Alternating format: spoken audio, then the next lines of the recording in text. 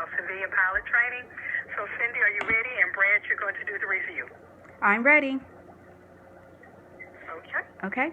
My paper is on the Civilian Pilot Training Program, which was a program that taught civilians how to be pilots. The Civilian Pilot Training Program was a division of the Civil Aeronautics Administration. The Civil Aeronautics Administration was created by President Franklin D. Roosevelt in 1939. The main purpose of the program was to provide a pool of civilian pilots for use during national emergencies and to provide the nation with more aviators. The Civil Aeronautics Administration created the Civilian Pilot Training Program, which became known as the War Training Service between 1941 and 1944. During this time period, pilots were required to sign a contract that they would join the military after completing the program. The program was phased out in the summer of 1944, but not before 435,165 people, including hundreds of women and African Americans, had been taught to fly.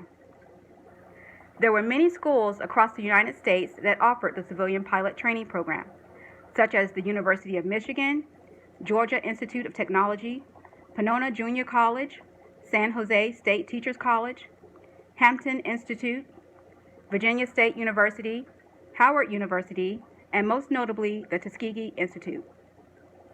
In 1939, in an attempt to change the unjust perceptions and laws, a couple of black aviators by the name of Cornelius Coffey, Wilma Brown, and a journalist named Enoch Waters established the National Airmen Association of America.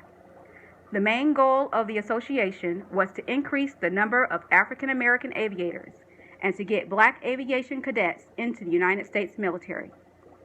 As the organization's national secretary and the president of the Chicago branch, Wilma Brown became an activist for racial equality as she continually lobbied the government for the integration of black pilots into the segregated Army Air Corps, and also into the Federal Civilian Pilot Training Program.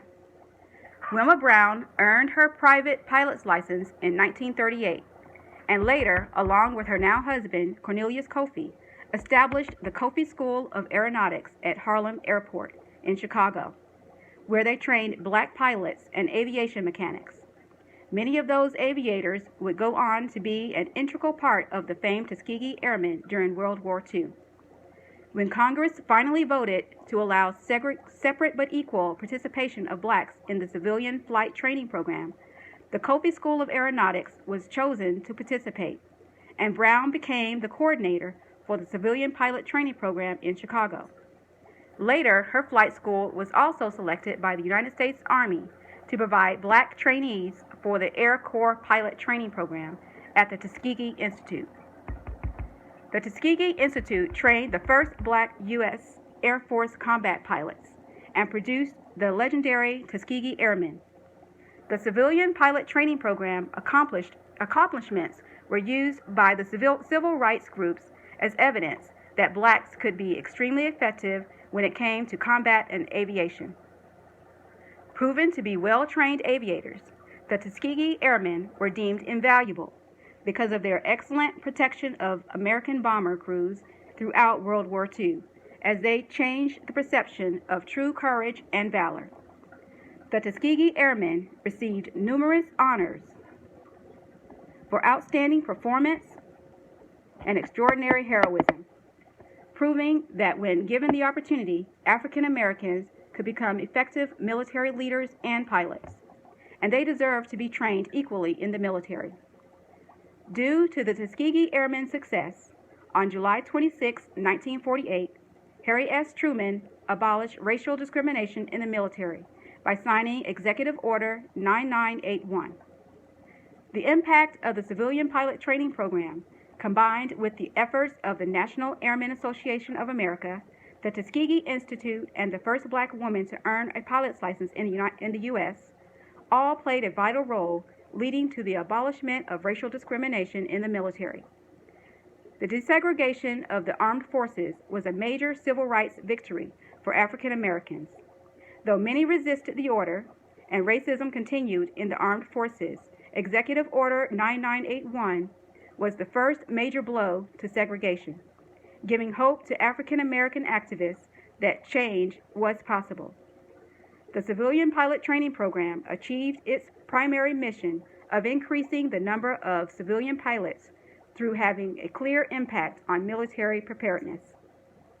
Today, the United States military is comprised of servicemen and women of diverse social and racial backgrounds, all who serve side by side with dedication and distinction with one common purpose, the defense of our country and its citizens.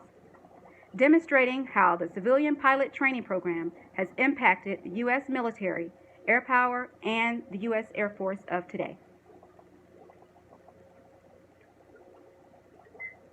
Very well presented, Cindy. Thank you, Brad.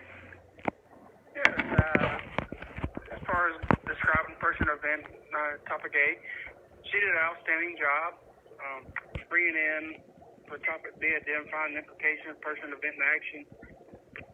Don't discriminate, no matter the race, sexuality, it don't matter, And lesson learned, we're looking at today. Today's lesson, we have a variety of all kinds of people.